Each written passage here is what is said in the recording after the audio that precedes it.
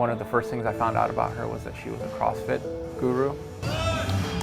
When I first met Sidney, I was told she had a great attitude, and then to finally meet her in person, I could just tell she had an amazing spirit. The first time that I met Sidney, I was freaking out because I didn't know anybody here. She could tell, and she came up to me, she was like, "You're like a great player, you're beautiful." An athlete, a competitor, and in a matter of hours, Sidney Fowler's life changed. I couldn't walk, I couldn't lay down, I couldn't sit. Just after Thanksgiving last year, heart pain and body aches set in. Initially, doctors suspected a treatable lung disease or heart infection. Like most of us, we don't worry. We say, okay, you go home and you just go home and rest. The pain got worse, so Sidney's parents took her to the Medical University of South Carolina. As she got out the car, my legs just buckled. 2 hours later, my mom was like, "Okay, so you show them how you can walk," and I was like, "Mom, I can't even move my legs." MUSC neurosurgeon Dr. Ramin Eskandari took the case. She unfortunately was losing movement quite rapidly. He ordered an MRI that revealed an extremely rare staph infection causing her spinal cord to compress. To have a super healthy CrossFit girl get a staph infection this extensive is really tough to swallow. Doctors say they will never know how she got it. Regardless, they went in for surgery. We knew that there's a potential that she wouldn't get function back again.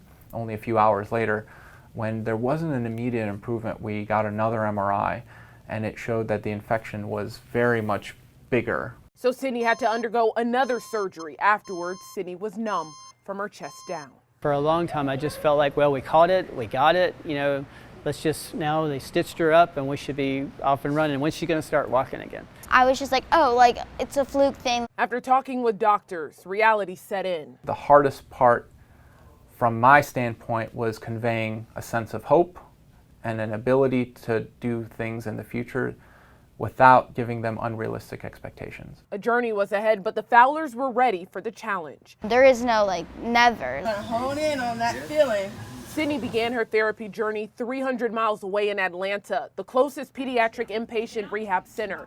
Dr. Eskandari says MUSC doesn't have one. This has been a topic that we've discussed at the highest level in MUSC, and we're doing our best to find ways to recruit who we need to be able to make that happen in the future. However, Sidney did not let that get in the way of her goal. Good job, Sidney. Staying focused, pushing herself for 8 months in Atlanta, 10 hours a day, every day. I have a goal to work towards. Staying positive just helps me work towards that goal and get better. That hard work is slowly paying off. A glimmer of hope as she began slightly wiggling her toes. After all she's been through, this exact moment was the first time she cried.